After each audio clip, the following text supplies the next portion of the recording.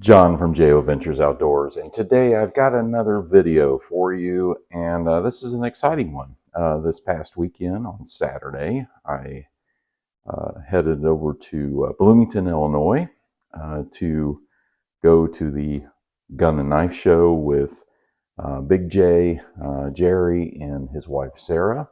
And also our good friend James Stork was there.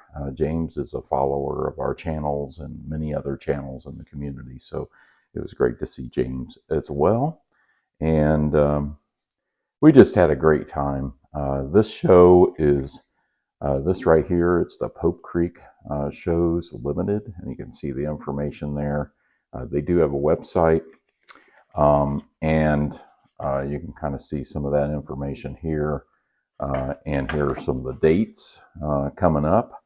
They usually have this show in Bloomington in November, early November and February. So you can see the next show in Bloomington at the Interstate Center is February 7th and 8th. So picked up the schedule there.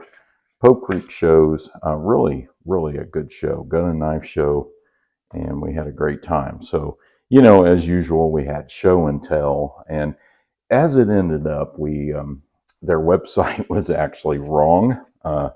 So it said it started at 8 o'clock Illinois time, but it actually started at 9. So we were there early, but the people were real cool. They actually comped us, you know, to get in there since we were so early, and then also gave us a place to kind of hang out while we were waiting. So I really appreciated that.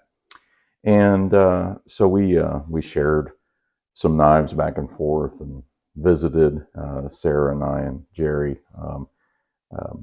James came later to the show, and we exchanged some gifts and that sort of thing, like we always do.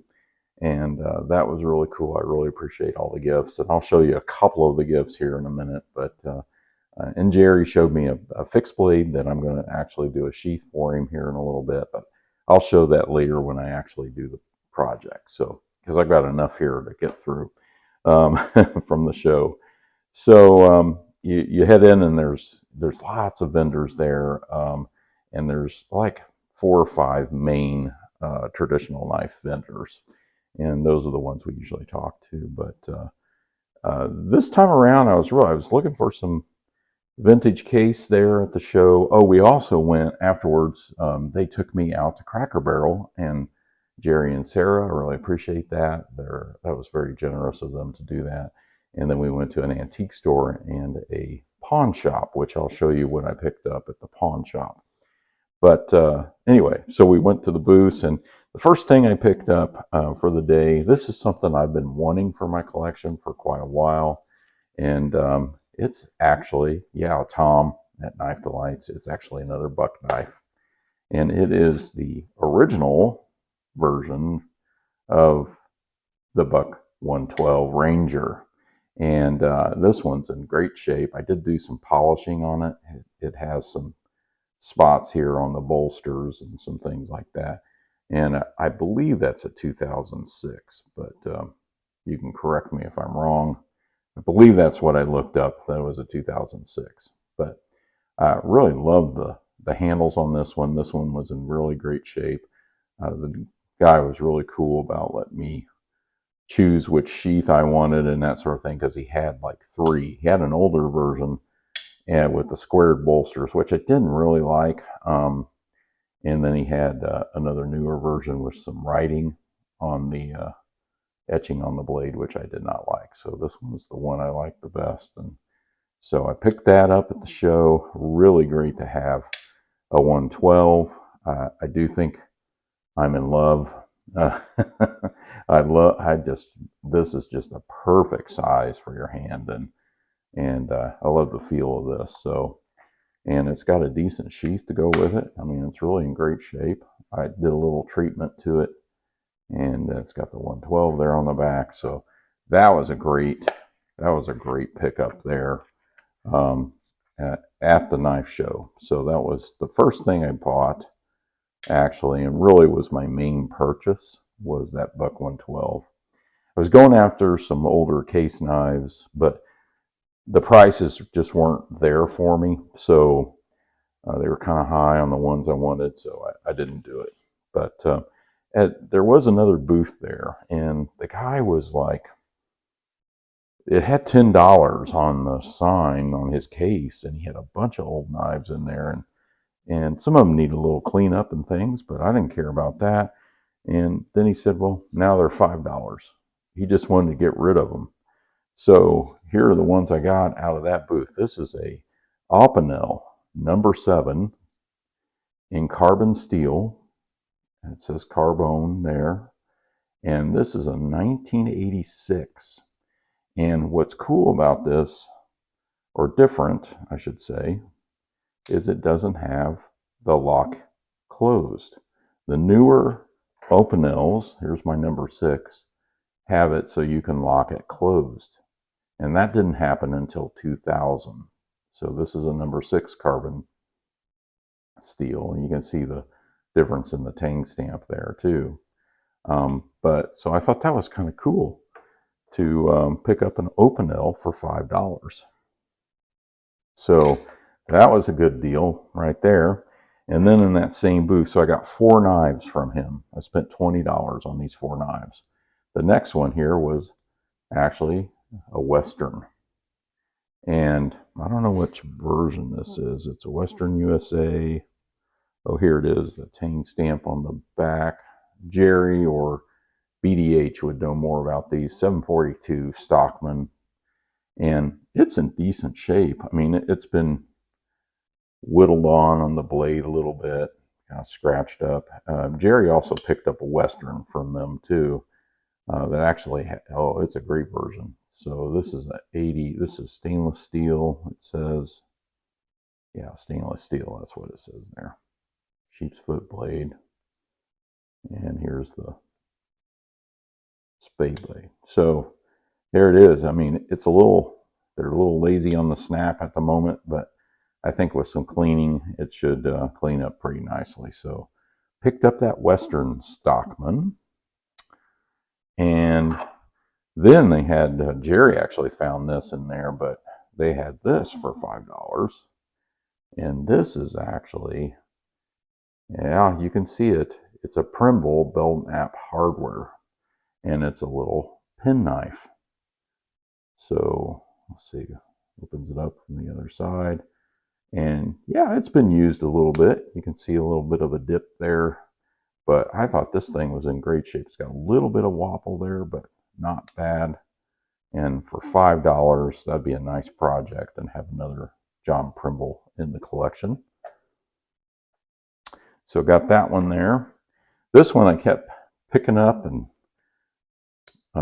putting down and messing with. It's just a little jackknife, and it is a USA, but I've never heard of this brand.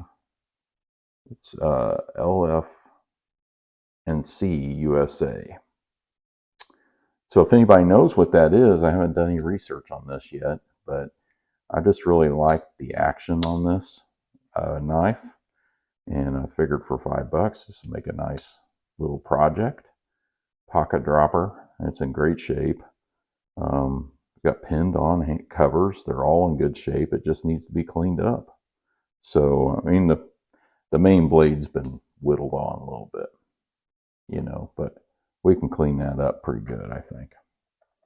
So I'm doing pretty good here so far. That one booth really gave me a lot of stuff. So also at the show, there was another booth. That same booth was doing all these little sales, and they had this in the box. It is a Pocket Pal, and Pocket Pal 2 functions. There you go, new in the box, and I think that was about $5. So I picked that up, and then Sarah was over there, and she found these little pouches, and you could use that for gardening or for a cell phone, or somebody could use that for something. She picked one up for herself and then got me one. So thank you, Sarah. That was awful kind of her to do that. And I think it's got a belt loop on the back, and it's got something where you can hook on there. So that's a cool little pouch. Got a little Indian head right there. That's kind of cool. Magnetic closure on that. So got that at that same booth. And so there's the show. And also at the show, James Stork gave me a little gift, a frost. And this is the frost, and there's the number, I believe, on the back. And you can see there. So this one, it's like a little, almost like a little Sowbelly Stockman or something. And so it's got this main clip blade, really kind of cool looking Skinner blade, I would call that. And then a spay blade in the center. Okay, there's the shield on it. Really nice red covers. And then it's got this mini Skinner blade on the back. And it's got kind of a cant to it. So it's kind of like a Sowbelly. I didn't have a frost like this. And what's cool is he had visited an antique store in my area a while back and and picked this up there. So it's coming home. So anyway, thank you very much, James. I really appreciate this nice gift. I'm going to do some slips for him. And so I'll be working on those soon. Probably next week, I think, the way it's looking. So, and then there was another booth there that had some things on clearance, I would call it. And these are knife racks. So you set these up like this. And I don't know if I can demonstrate here. Let's maybe turn the camera around here just a bit. Hold on a second. Get the right knob. So you got it set up like that. And then your knives, can go on the rack, whoop, like that. There we go. Keep from dropping it, but maybe not open. Probably not a good idea to do it open, but something like this. So I thought these were cool. The guy had $5 each on them, but he gave me both of these racks for $6. So I got both of those for $6. That was a good deal. And so that's what's going on at the show, what we picked up. And then we stopped at a pawn shop. And the table's getting crowded here. Let me move those over. Put the frost up here. And we went to a pawn shop, and I saw this in the cabinet. And it was another Opinel. But this is the big boy. This is the number 10. And you can see Viral Block number 10. Slightly different stamp there. This is from, I believe, 1980. And it also does not have, of course, the lock closed. But it's in decent shape. And I thought this would be really cool to add to the collection. And so I picked that up there for a really great price. The lady was really cool with us and gave me a deal. And she also had this. It did not look like this. It was a rusty, crusty mess. And you couldn't get both blades open. But as you can see, this is a case tested. A little penknife, 1920 to 1940. And you can see the main blade does not close very well, and it's chewed up really badly. But I got both of these, the Opinel number 10 and this little penknife for $12.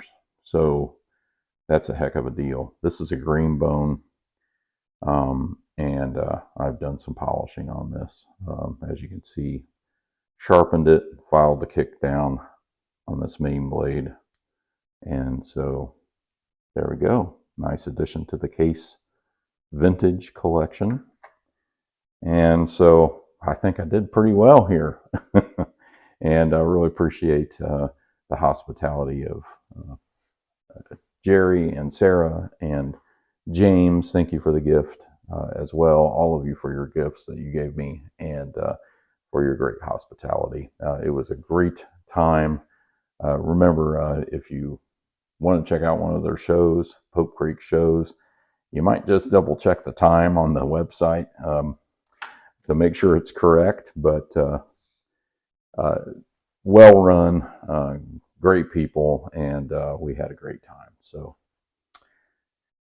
that's my video for today, and I thank you all for watching.